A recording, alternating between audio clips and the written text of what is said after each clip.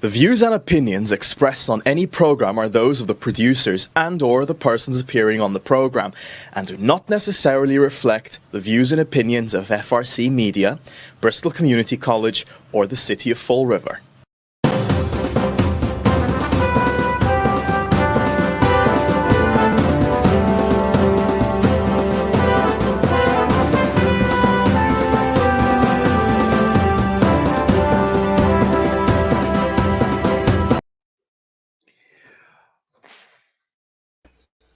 Well, hello. Welcome to Spindle City Straight Talk. I'm Chip. And I'm CJ. And it is Friday in the Riv, the last TGI day of the Friday. week. We can go into our wonderful weekend. Yes, and let's Starfleet Admiral COVID give us the news. Well, the first news is the mayor decided not to release any numbers yesterday.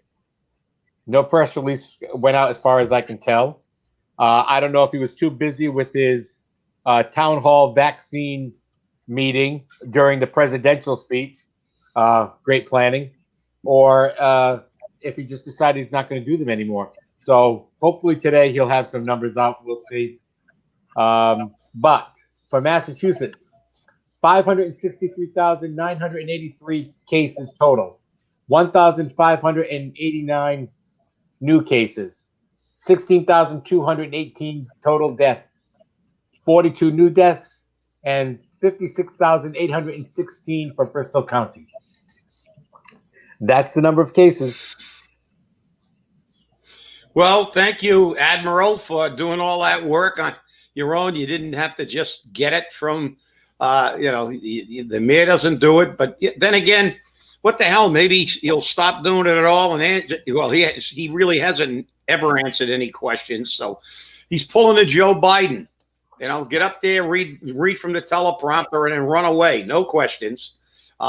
So this is what we're doing now. So as we saw in the last time, it's like three-card Willie in the fast shuffle. They just move everything around and then pretend everything is the way it is. And nope, it doesn't seem that anybody's paying attention.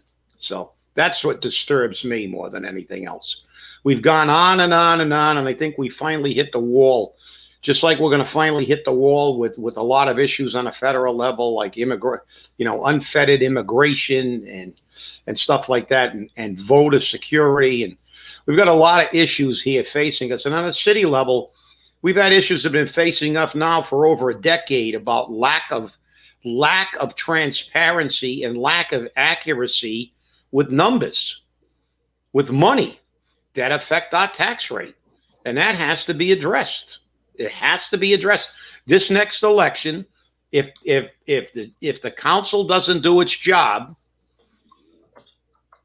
and ask the necessary questions and do the necessary follow-ups and investigations, we're going to have to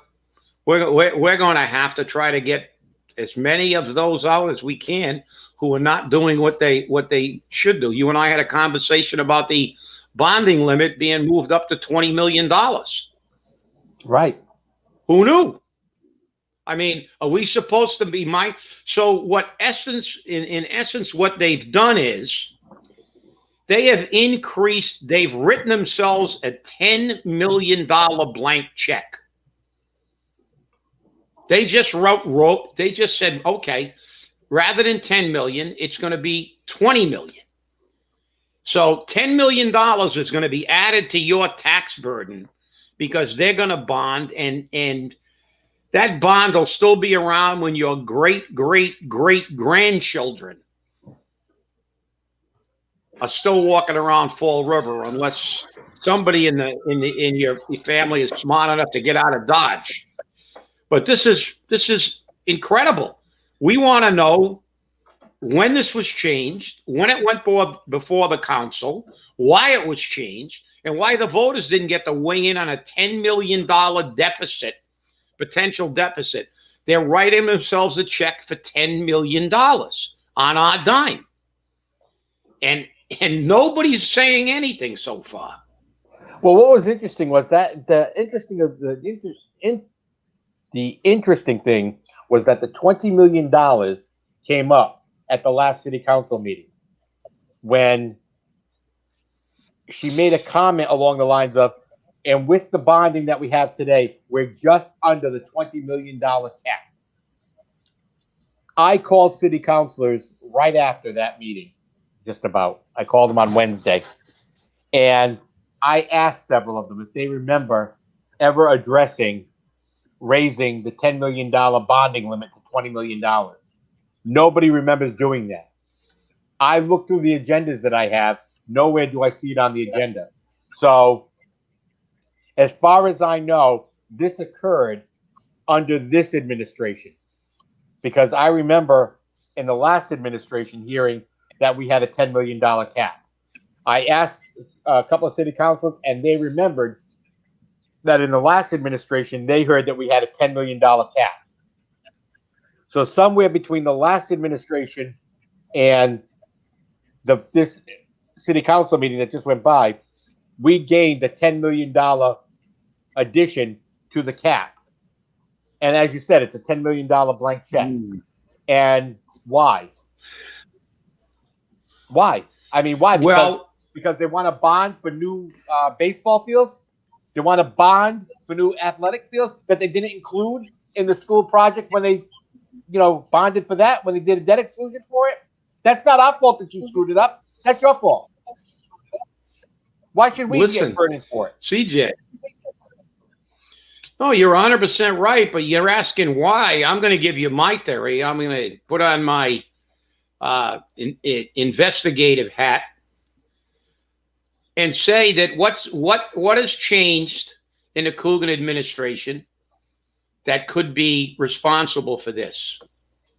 Three-card Mary, master of the spending and fast shuffle and fuzzy numbers, has become the all-powerful Oz.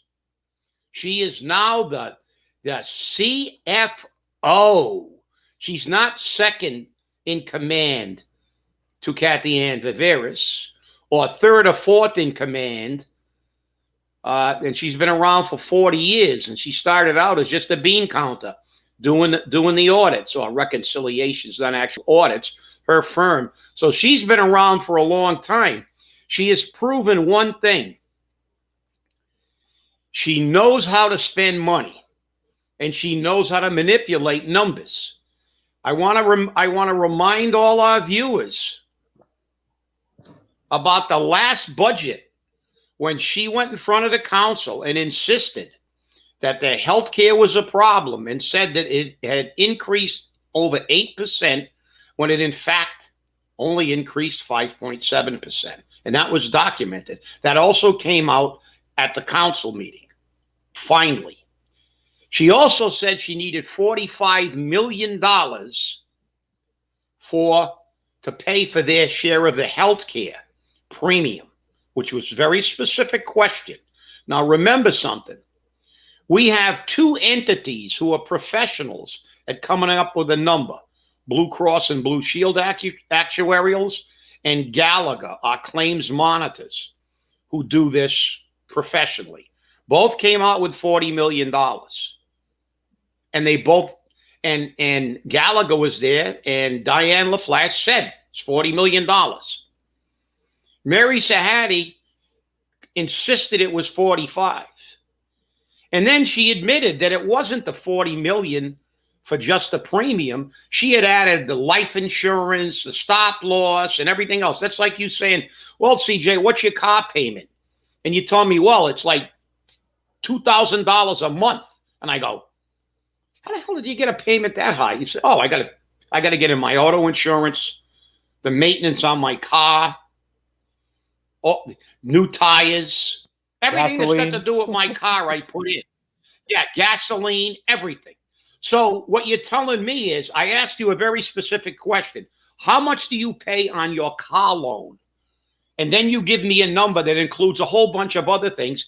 And you know what aggravates me the most about what happened? And this is why I'm really on fire for this next election, because something has to be done. I know that we had a few counselors, especially Michelle Dion, who grilled her. But she was never forced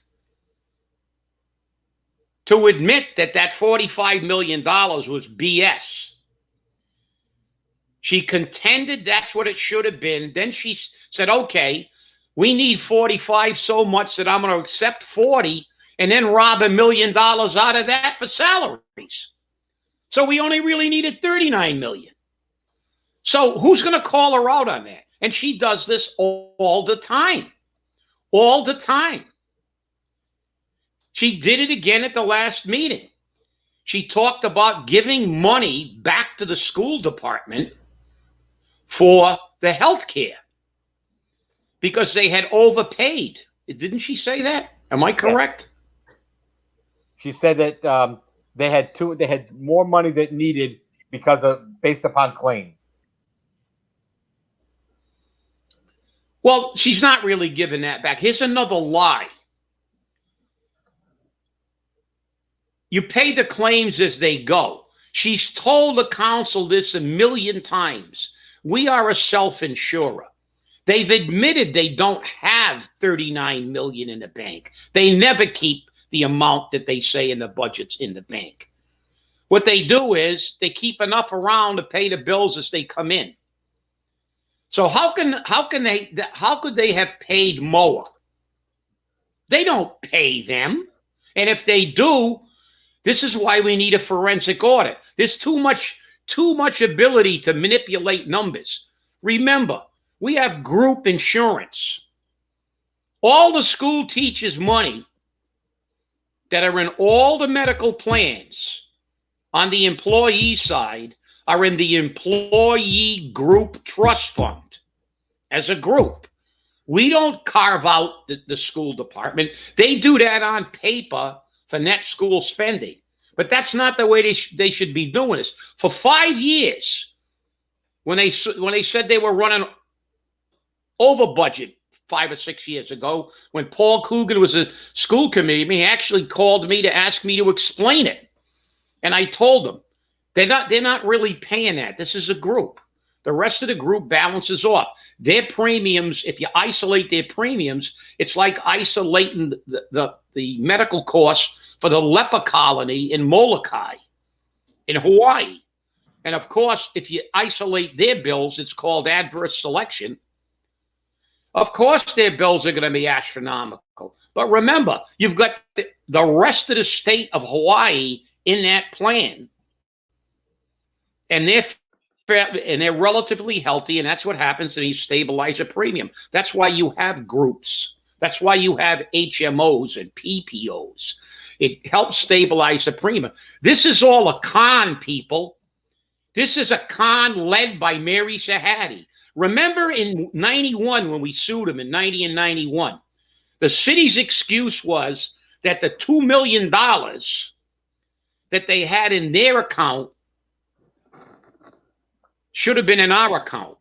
Now, if you look at the law stipulates very clearly that money is supposed to go directly into a segregated employee account. And somehow, $2 million got into their account and they forgot it was ours. And it happened again in 2008 because we got a holiday then. Remember something.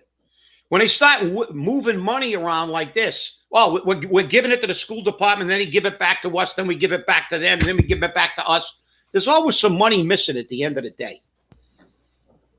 Something's always screwed up. Went to the wrong account. We just had, a few years ago, we had $44,000 that got misplaced that was brought into the city hall with a check that said, this is for my portion of the health care. Now, that check should have been taken and put directly into the employee account. And it didn't. It was put in city accounts. And I'm still waiting, and I still have the letter I sent the city to show me what accounts those were in, and I still haven't heard. This is what they do all the time. And now they want to give themselves another $10 million to play three-card Willie with. This is BS. This is BS. This is why we need, and get ready for the expletive, and I'm looking at the thing saying language, but I'm going to say it anyway. Forensic audit. This is why we need a forensic audit, and they're petrified. Because half of them will lose their CPA licenses, their law licenses, and they'll go to jail for some of the stuff they've done. I got the deposition. You can call Neil Rossman, pay him to pull the deposition. When they said, admitted under oath in 90 and 91, that they backdated checks from one fiscal year to another, that's illegal. That they were not following the law then. So you think they're doing it now? You got the same common denominator. Our city council is not doing their job. Just flapping your gums about it is not enough. It's time to say, give me accurate numbers, or you're going to sit in his chamber until you do. And if you don't have them now, get up, go to your office, and come back with the numbers. All of them. And if you give me a wrong number, I'm going to make you fix it in front of the public. So that's accountability. That's holding people accountable. But I'll tell you, I always get fed up hearing when Mary Sahady's down there talking about numbers on why things happen. Oh, I don't have those numbers with me right now. She says that all the time. And we've had city administrators that knew the numbers off the top of their head, and they were accurate. I think Bob Connors was one of those people, correct? Absolutely. Yeah. And Bob, and I'll remind everybody, Bob Connors and Jim Smith were not CPAs and lawyers. They didn't have a bunch of letters after their name like an alphabet. And they used to go up there, and that was their job, to know the numbers. That and you know who we got to blame, CJ? The city council. That is not an appropriate response. If you go down there and you tell me that you're telling me something, but you don't have the numbers with you, you know what that means? And I'll refer you back to 90, where I have the deposition.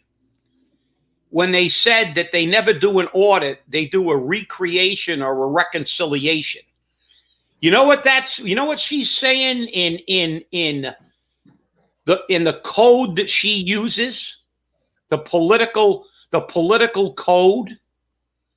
She's saying, I don't have the numbers because I don't have time to go and make them up right now to justify what I just told you. So I don't have them, and now I'll have to go back and figure out how I can make these numbers fit. That's what a reconciliation is. That's what a recreation is. It's not an audit. That's why we need a forensic audit. That is not an answer. It's like the 45 million. And I urge you, don't believe me.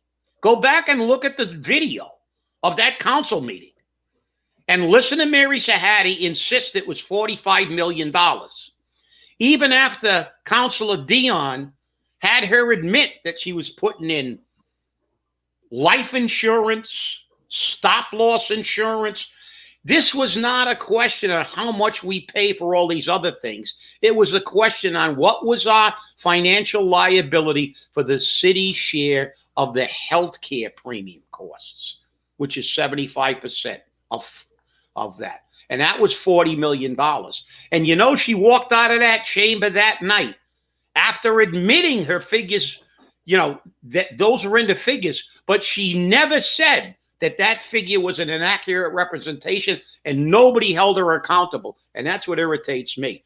Bob Connors used to go in there. He didn't even need a piece of paper. It was like, what's the figures? He went down there prepared because it was his job to go down and give a presentation on a particular thing that was on a budget item on the agenda. And he went down there with all the preparation he needed, all the figures he needed. And he knew them right off the top of his head, as you said. But there's no accountability in Fall River. Maybe because that was his job. Wow. And he did his job. Good point. You know what I mean? God forbid anyone does their job. Good point. You know, Absolutely. God forbid anyone does their job. It's ridiculous. But it just makes me so angry.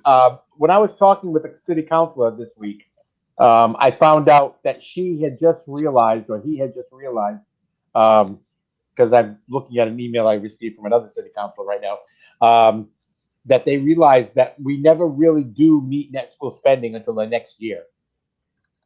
That's why they transferred the money from the healthcare account and somewhere else, county assessments, over to the school department. And here's the explanation. We have to wait to get the numbers from the charter schools to figure out when and how much money is needed to meet net school spending. How can you set up a budget not knowing how much is going to be needed for net school spending if you don't have specific numbers, like the charter schools? They could be off a student or two, or even 10 or 20 students, but I doubt the charter schools are going to be that widely varied on how many students they have and how many are coming in, how many are going out. I'll give you a plus or minus 100 students. Okay? So that shouldn't be happening every year. Just to meet now for 2021, we won't pay that until 2023, it looks like. Because we just paid 2019 last year and 2020 this year. And they won't pay 2021 probably until next year, or maybe even the year after. So it's getting to be a little ridiculous with these transfers into the school department every time you turn around. And I think that it speaks volumes to the CFO of the school department for not knowing what that information is and not planning for it accordingly. Okay, so why do we need him? Why do we need him? Just duplication of services. That's a good point. But listen, CJ, now you have brought up another question, which I'm going to bring up at the next PEC meeting, IAC meeting. These things are just paper transfers. I understand the school department budget needs to have a line item for what their cost is. They're 75 for all the people who work in the school department. So that's a number. But let's look at the reality of this. That money never really goes there. It shouldn't go there. It shouldn't be like, okay, we're going to give you this much at the beginning of the year. Do they give them the school department's percentage of the $39 million and have it sitting in the school department? I don't think so. When we get our numbers at our monthly meetings to tell us how much is in the trust fund, it tells us how much is paid out, how much we paid, all the money we got in. And it doesn't have a separate sheet for the school department and its employees. It all comes out. The bills go to the city of Fall River, administered by Blue Cross and Blue Shield. Then they give the city a bill. They go, okay, you owe $4 million this month in healthcare costs. Okay, $1 million from the employees, $3 million from you guys. They don't say you owe $2 million from the city side and $1 million from the school department. They're all in the same group, healthcare.